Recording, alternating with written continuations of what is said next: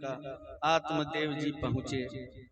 बातों को सुनकर आत्मदेव जी के हृदय में आघात लगा। पुत्र न होने की एक अभद्र भाषा में बात कही जाती है।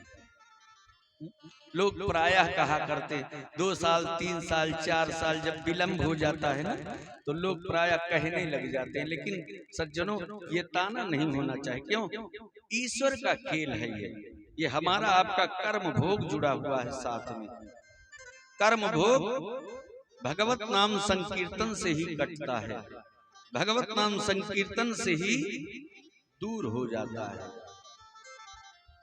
कथा भगवान की सुनने से कर्म भोग कट जाते हैं, अपराध सब क्षमा हो जाते हैं, परमात्मा सब कुछ क्षमा कर देता है। लेकिन जीव सच्ची निष्ठा से भगवान की सेवा तो कर ले जा। आज जिस समय आत्मदेव जी को आघात लगा, जाकर के वन में जाकर बैठ करके सरोवर के किनारे रोने लगे, विलाप करने लगे। जिस समय विलाप करने लगे, रोने लगे, इतना करुण पुकार की आत्मदेव जी ने, हृदय में इतनी करुणा उमड़ पड़ी कि महाराज भगवान स्वयं संत का वेश धारण कर आज आत्मदेव जी के सम्मुख प्रकट हुए। आत्मदेव जी ने जिस समय उस संत को देखा, उस सन्यासी को देखा, अपनी दोनों भुजाओं से सन्यासी के श्री चरणों को पकड़कर लौट गए, हाथ जोड़कर रोने लगे, कहने लगे कि सरकार आप आ गए हैं तो आप हमारे जीवन में एक नया भाव प्रकट कर दें। क्यों? यदि आपने मुझे पुत्र होने का आशीर्वाद नहीं दिया, फल नहीं दिया, तो मैं आपके चरणों में शीश को पटक पटक करके अपने प्राणों का त्याग कर दूंगा।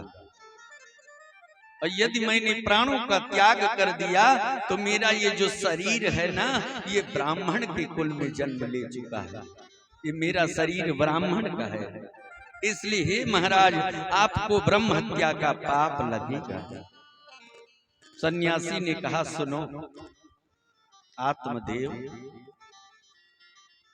पुत्र 2 प्रकार के होते हैं, और पुत्र कभी पिता को, ये आप यदि विचार करके इनको जन्म प्रदान कर रहे हैं, 2 प्रकार के पुत्र होते हैं कि ये हमारी सेवा करेंगे, हमारे सुव्यवस्थित परिवार को चलाएंगे। हर एक पिता का यही स्वप्न होता है कि मेरा पुत्र आगे बढ़े, नाम करे, हमसे ज्यादा धन कमाए, यही भाव रहता है। लेकिन यदि ऐसा भाव आप, जैसे माई अंजना ने जिस समय श्री हनुमान जी को जन्म लेने का